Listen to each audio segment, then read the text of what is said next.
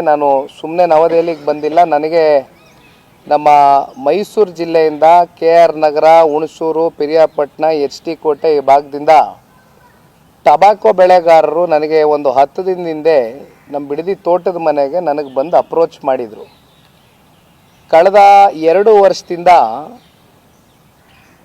ಏನೊಂದು average base price ಒಂದು set ಆಗ್ತಾ ಇತ್ತು. 260 ರೂಪಾಯಿಯಷ್ಟು ಆವ್ರೇಜ್ ಬೇಸ್ ಪ್ರೈಸು ಟಬಾಕೋ ಬೆಳೆಗಾರರಿಗೆ ಅವರು ಬೆಳೆದಂಥ ಬೆಳೆಗೆ ನಿಗದಿತವಾದಂಥ ಒಂದು ಬೆಳೆ ಏನು 2 ವರ್ಷದಿಂದ 260 ರೂಪಾಯಿಯಷ್ಟು ಸೆಟ್ ಆಗಿತ್ತು.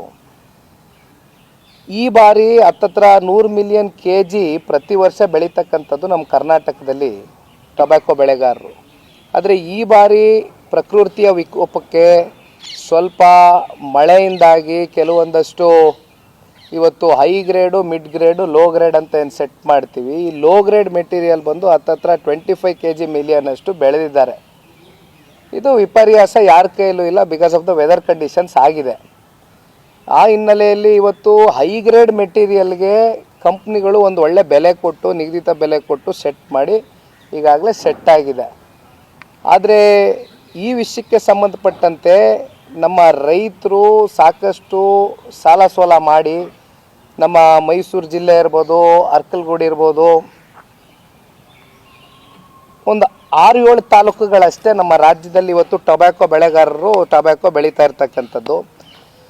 ಹಾಗಾಗಿ ಅವರ ಪರವಾಗಿ ಒಂದು ನಮ್ಮ ಕಾಮರ್ಸು ಮಂತ್ರಿಗಳಾಗಿರ್ತಕ್ಕಂಥ, ಕಾಮರ್ಸ್ ಆ್ಯಂಡ್ ಇಂಡಸ್ಟ್ರೀಸ್ ಮಂತ್ರಿಗಳಾಗಿರ್ತಕ್ಕಂಥ ಪಿಯೂಷ್ ಗೋಯಲ್ ಜಿ ಅವ್ರನ್ನ ನಮ್ಮ ಕೇಂದ್ರದ ಸಚಿವರು ಸನ್ಮಾನ್ಯ ಕುಮಾರಣ್ಣ ಅವರ ಸಮ್ಮುಖದಲ್ಲಿ, ಅವರ ನಾಯಕತ್ವದಲ್ಲಿ ಭೇಟಿಯನ್ನು ಮಾಡಿದ್ವು. ಒಂದು ಅರ್ಜಿಯನ್ನು ಕೂಡ ಪಿಯೂಷ್ ಗೋಯಲ್ ಜಿ ಅವರಿಗೆ ನಮ್ಮ ಪರವಾಗಿ, ರೈತರ ಪರವಾಗಿ ಸಲ್ಲಿಸಿದ್ವು. ಒಂದು ಮನವಿ ಪತ್ರ ಕೊಟ್ಟು ಅಲ್ಲಿಂದ